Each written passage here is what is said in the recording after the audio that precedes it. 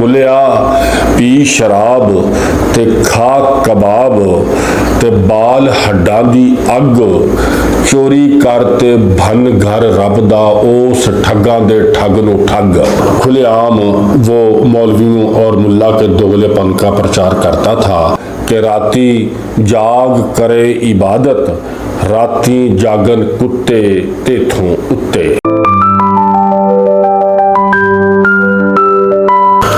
बिस्मिल्लाहिर्रहमानिर्रहीम। अस्सलाम वालेकुम। पॉडकास्ट विद इरफान सादिक के साथ इरफान सादिक हाजिर खिदमत है और सलाम पेश करता है। दोस्तों, आज हम पंजाबी ज़ुबान के एक अलबेले शायर जनाब बुल्ले शाह की शायरी के हवाले से और इनकी शख्सियत के हवाले से गुफ्तगू करेंगे। हज़रत बाबा बुल्ले शाह पंजाबी ज़ुबान के नुमाया सूफ़ी शायरों में इनका शुमार होता है, जिन्होंने 10वीं सदी के मारूफ शायर शाह हुसैन और 11वीं सदी के बहुत मारूफ शायर हज़रत सुल्तान बाहू की रवायत को कायम रखते हुए उन पर अमल करते हुए 12वीं सदी में तसव्वुफ़ के हवाले से जो उनकी शायरी थी उसका भरम रखा, उस रवायत को कायम रखा और उस रवायत को हमारी जो नई नस्ल है उस तक पहुँचाया। बाबा बुल्ले शाह का असल नाम अब्दुल्ला शाह गिलानी था। एक रवायत के मुताबिक वो उच्च गीलानिया में मोहम्मद दरवेश और सकीना बीबी के घर 1680 में पैदा हुए। जब वो 6 साल के हुए तो उनके वालिद साहिवाल के करीब एक गांव मलकवाल में आ गए, जहां बुल्ले शाह मवेशी चुराते थे और साथ तालीम हासिल करते थे। यहाँ से शाह मोहम्मद दरवेश ने एक बार फिर हिजरत की और वह कसूर के करीब एक गांव पांडोकी में आ गए। दूसरी रवायत के मुताबिक बाबा बुल्ले शाह की पैदाइश पांडोकी में हुई। इब्तदाई तालीम उन्होंने घर पर हासिल की और मजीद तालीम के लिए गुलाम मुर्तज़ा कादरी के मदरसे में दाखिल हो गए। वहाँ से उन्होंने फ़िक़ा, हदीस, मंतक, तफसीर और मानी में दस्तरस हासिल की। ऐसे बहुत से शवाहद मिलते हैं जिनसे पता चलता है कि बाबा बुल्ले शाह अरबी और फ़ारसी ज़ुबान पर मुकम्मल अबूर रखते थे। तालीम हासिल करने के बाद बाबा बुल्ले शाह इस मदरसे में पढ़ाते भी रहे जहां उन्होंने इल्म हासिल किया।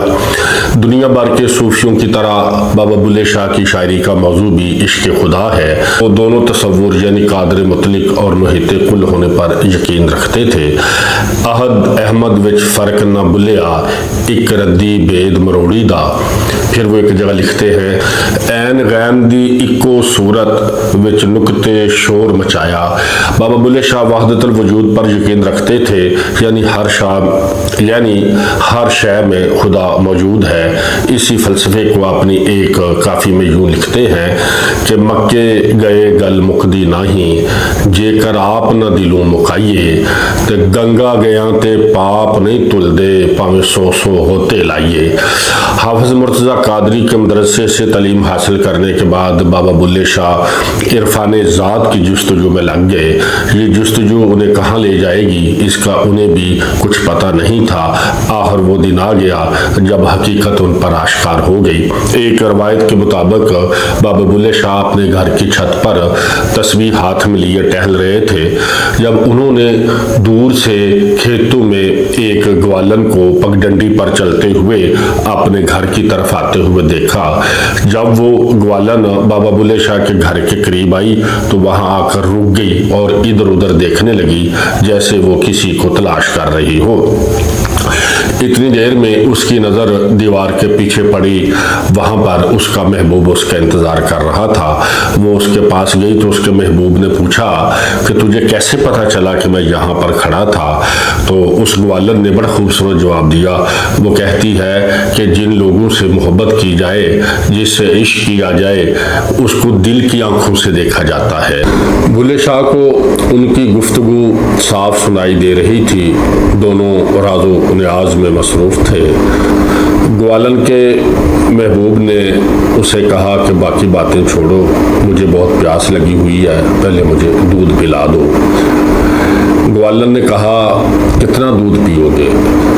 जब महबूब ने ये सुना तो उसने कहा कि नाले जारियाँ तो नाले मिन मिन, यानी दोस्ती का दावा भी है और दूध भी नाप तोल कर।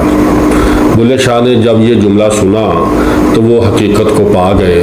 उन्होंने तस्बीह हाथ से फेंक दी और घर बार छोड़कर निकल गए।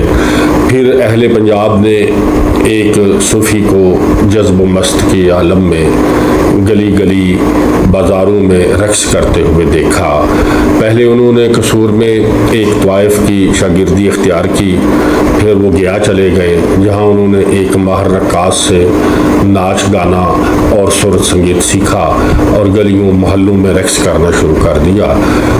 जब लोगों ने इन्हें बुरा भला कहना शुरू किया तो उन्होंने गधे खरीद लिए ताकि दुनिया इनसे नफरत करे। लोग उन्हें खोतियों वाला कहकर पुकारने लगे। इन्हीं दिनों एक गरीब किसान की शादीशुदा बेटी को एक जागीरदार उठा कर ले गया। उसने बहुत से लोगों से दाद रसी चाही लेकिन उसकी कहीं भी ना सुनी गई, तो लोगों ने उसे बुल्ले शाह के पास जाने का कहा। वो बाबा जी के पास आ गया और आकर अपनी कहानी सुनाई। बाबा जी ने कहा कि जा शहर में देख, कहीं ढोल और सरंगी बज रहे हैं। उसने आके बाबा जी को बताया कि शहर में एक जगह पर हिजले नाच रहे हैं। बाबा बुल्ले शाह भी उन हिजलों के साथ जाकर नाचने लगे और वजद के आलम में उस किसान से जागीरदार का नाम और मुकाम पूछा। किसान ने बता दिया, खजूरों वाला बाग और आमों वाला गलीचा ये वहाँ पे रहता है। आपने मस्ती में कुछ अशार पढ़े। उन अशार का इतना असर हुआ कि वो औरत हाकिम के घर से वापस अपने शोहर के पास आ गई। ये देखकर लोगों ने बाबा जी के बाप को भड़काना शुरू कर दिया कि पहले तो वो सिर्फ खुद नाचता था लेकिन अब उसने हिजलों के साथ नाच गाना शुरू कर दिया है। आपके वालिद एक हाथ में लाठी और दूसरे में तस्वीर लिए वहाँ पहुँच गए। आपने अपने वालिद मोहतरम को देखा तो और जुनून से नाचना शुरू कर दिया। लोकां दे हथ मालियां ते बाबे दे हथ माल, सारी उम्रे पिट पिट मर गया खुस न सकिया वाल। चीना इंज छड़ींदा यार, चीना इंज चनींदा यार, चीना इंज चनींदा यार, चीना इंज चनींदा यार। उनके वालिद भी वजद में आ गए। उन्होंने भी तस्बीह फेंक दी और उनके साथ नाचना शुरू कर दिया। पुत्र जिन्हां दे रंग रंगीले, मापे भी लेंदे ने तार। चीना इंज चुनिंदा यार, चीना इंज चुनिंदा यार। इस मस्ती में फिरते फराते वो एक बार फिरोजपुर के गांव बटाला चले गए। किसी ने तारीफ पूछा तो बताया कि मैं अल्लाह हूँ। लोगों ने बड़ा बुरा भला कहा और पकड़कर दरबार फाजलिया के कदी नशीन शेख फजलुद्दीन के पास ले गए। वो कशफ और करामत वाले बुजुर्ग थे। फौरन पहचान गए कि ये नौजवान ठीक कहता है कि इलाह यानी अभी ये कच्चा और अल्लड़ है, इसे कहो कि लाहौर में अनायत कादरी के पास चला जाए और वहाँ जाकर पके। इस तरह कच्चा बुल्ला पकने के लिए लाहौर आ गया। एक रवायत के मुताबिक बुल्ले शाह जब अनायत कादरी के पास पहुँचे तो वो काम कर रहे थे। एक अजनबी को देखकर कहने लगे, बोलो कैसे आना हुआ। बुल्ले शाह ने अपना तारफ कराया और कहा कि इसरार खुदा की गुत्थियाँ सुलझाने की आरज़ू आपके पास ले आई है, मुझे अपना मुरीद बना ले। एक रवायत है कि इस मौका पर अनायत कादरी ने एक दोहा पढ़ा कि बुलिया राबदा की पौना, इधर पटना ते इधर लौना। बुल्ले शाह उनसे बहुत मुतासर हुए और उनके हाथ पर बायत हो गए। बुलिया गैर शरी ना होवी, सुख दी नींदर पर के सौ। बुल्ले शाह के अजीज़ो कारब को जब पता चला कि बुल्ले शाह ने एक आराई के हाथ पर बायत कर ली है तो उन्होंने कसूर में तूफ़ान बर्पा कर दिया। सब लोग बुल्ले शाह को समझाने के लिए आ गए। बुल्ले शाह लिखते हैं कि बुल्ले नूं समझावन आइयां पैना ते परजाइयां, आल नबी औलाद अली नूं तू की लिखां लाइयां। ते मन ले बुलिया साडा कहना, ਛੱਡ ਦੇ ਪੱਲਾ ਰਾਈਆਂ ਤੇ ਜਿਹੜੇ ਸਾਨੂੰ ਸੈयद ਆਖਣ ਦੋਜ਼ਖ ਮਿਲਨ ਸਜ਼ਾਵਾਂ ਤੇ ਜਿਹੜੇ ਸਾਨੂੰ ਰਾਈ आखन बहिश्ती पींगा पाइयाँ। बुल्ले शाह की नज़र में रब तक पहुँचने का रास्ता सिर्फ तरीक़त का रास्ता है। ये ऐसा रास्ता है जिसमें सूफिया का ध्यान ना मस्जिद की तरफ होता है और ना वो ज़ाहरी इबादत को इतना ज़रूरी समझते हैं। बाबा जी तरीक़त के रास्ते पर चलते रहे और अपने कलाम के ज़रिए अपने रब से अपने इश्क का प्रचार भी करते रहे। इश्क दी नवियों नवी बहार जद मैं सब इश्क दा पढ़िया मस्जिद कोलों जियोड़ा डरिया डेरे जा ठाकर दे वड़िया जिथे वजदे नाद हजार इश्क दी नवियों नवी बहार। बाबा जी का कलाम अवाम में मकबूल होता गया। इसके साथ साथ इनकी मुखालफत भी बढ़ती गई, मगर बुल्ला तो हक का मतलाशी था जो उसे ना मस्जिद में मिला ना मंदिर में। बाट नमाजा चिक्कड़ रोज़े कलमे फेर स्याही बुल्ले शाह शो अंदर मिलिया भले फेर लुकाई।